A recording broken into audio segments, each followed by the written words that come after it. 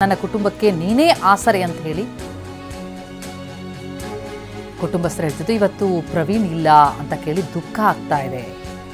ಮೃತ ಪ್ರವೀಣ್ ಗೆಳೆಯ ಬಾಲರಾಜ್ ಭಾವುಕರಾಗಿ ಮಾತನಾಡಿದ್ದಾರೆ. ಪ್ರವೀಣ್ಗೆ ತಂದೆ ಇಲ್ಲ, ತಾಯಿ ಇದ್ದಾರೆ. ಅಮ್ಮನನ್ನ ತುಂಬಾ ಚೆನ್ನಾಗಿ ನೋಡ್ಕೋಬೇಕು ಅಂತ ಪ್ರವೀಣ್ ಹೇಳ್ತಾ ಇದ್ದ ಅಂತ ಮೃತ ಸ್ನೇಹಿತನನ್ನ ನೆನೆಸ್ಕೊಂಡಿದ್ದಾರೆ.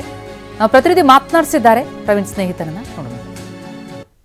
ಬಳ್ಳಾರಿಯ ಮೂಲದ ಒಬ್ಬ ಪ್ರವೀಣ್ ಒಬ್ಬ ಇಂಜಿನಿಯರ್ ವಿದ್ಯಾರ್ಥಿ ಸಾವನ್ನಪ್ಪಿದ ಮಾಹಿತಿ ಕೂಡ ದೊರೆತಿರುವಂಥದ್ದು. ಜೊತೆಗೆ ಈಗ ಅವರ ಪಾರ್ಥಿವ ಶರೀರ ಕೂಡ ಈಗಾಗಲೇ ಬಳ್ಳಾರಿಯ ಇರತಕ್ಕಂಥ ಅವರ ಸ್ವಗೃಹಕ್ಕೆ ಬಂದಿರುವಂಥದ್ದು. ಮೃತದೇಹ ನೋಡಿ ನಿಜಕ್ಕೂ ಕೂಡ ಎಲ್ಲರೂ ಕಣ್ಣೀರಲ್ಲಿ ಕೈ ತುಳಿಯುವಂತಹ ಪರಿಸ್ಥಿತಿ ಕೂಡ ನಿರ್ಮಾಣ ಆಗಿರುವಂಥದ್ದು. ಯಾಕಂತಂದರೆ ತಂದೆ ಇಲ್ಲ, ತಾಯಿ ಒಬ್ಬಳೇ ಆ ಮಗನನ್ನು ಸಾಕಬೇಕು.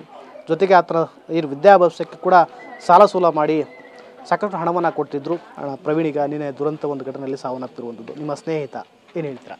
ನನಗೂ ಹೇಳ್ತಾರೆ, ಜೊತೆಗೆ ಹೋಗ್ತಾಯಿದ್ರಿ, ಒಟ್ಟಿಗೆ ಹೋಗ್ತಾಯಿದ್ರಿ, ಒಟ್ಟಿಗೆ ಬರ್ತಾಯಿದ್ರಿ ಕಾಲೇಜ್ಗೆ, ಹಾಸ್ಟೆಲ್ಗೆ ಆದರು.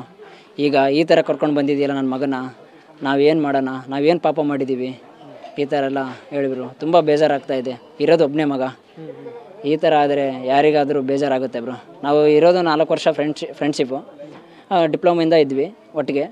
ತುಂಬ ರಿಲೇಷನ್ಶಿಪ್ ಚೆನ್ನಾಗಿತ್ತು ನಮ್ಮದು. ಎಲ್ಲನೂ ಶೇರ್ ಮಾಡ್ಕೊತಿದ್ವಿ. ಅವ್ರ ಮನೆಗೆ ನಾವು ಹೋಗ್ತಿದ್ವಿ, ನಮ್ಮ ಮನೆಗೆ ಅವರು ಬರ್ತಾಯಿದ್ರು. ಒಂಥರ ರಿಲೇಷನ್ ಅಂತ ಟೈಪ್ ಇದ್ವಿ ನಾವು. ಆದರೆ ಈ ಥರ ಸಡನ್ನಾಗಿ ಈ ಥರ ಆಯ್ತಲ್ವ, ತುಂಬ ಬೇಜಾರಾಗ್ತಾಯಿದೆ.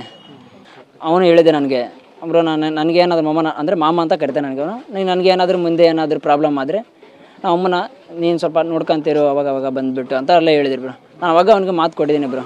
ಸರಿ ಆಯಿತು, ನಾನು ನೋಡ್ಕೊತೀನಿ ಅಂತ ಹೇಳಿದ್ದೀನಿ ಬ್ರೋ. ಆ ಮಾತನ್ನು ಉಳಿಸ್ಕೊತೀನಿ ಬ್ರೋ. ನಾನು ಅವರು ಕುಟುಂಬ ಜೊತೆ ನಾನು ಯಾವಾಗಲೂ ಇರ್ತೀನಿ ಅಂತ ಹೇಳ್ತೀನಿ ಬ್ರೋ. ಮತ್ತೊಬ್ಬ ಸ್ನೇಹಿತರದ ಅವ್ರನ್ನ ಕೂಡ ಮಾತಾಡ್ತೀನಿ. ಪ್ರವೀಣ್, ನೀವು ನೋಡಿದ ಹಾಗೆ ಪ್ರವೀಣ್ ಹೇಗೆ ನಿನ್ನೆ ದುರಂತ ಘಟನೆ ಸಾವನ್ನಪ್ಪಿರುವಂಥದ್ದು? ಪ್ರವೀಣ್ ನಮ್ಮನ್ನು ಇಬ್ಬರು ಅಣ್ಣ ತಮ್ಮಳು ನಾವು. ಹಾಗಾಗಿ ನನ್ನ ಯಾವಾಗಲೂ ಮಮ್ಮ ಅಂತಲೇ ಕರಿತಾ ಇದ್ದ. ಬಟ್ ಯಾವಾಗಲೂ ಫ್ಯಾಮ್ಲೀಲಿ ನಾವು ಅವರು ಎಲ್ಲರೂ ಜೊತೆಗೆ ಇರ್ತಿದ್ವಿ, ಎಲ್ಲಿಗೂ ಹೋದರೂ ಜೊತೆಗೆ ಬರ್ತಾಯಿದ್ವಿ.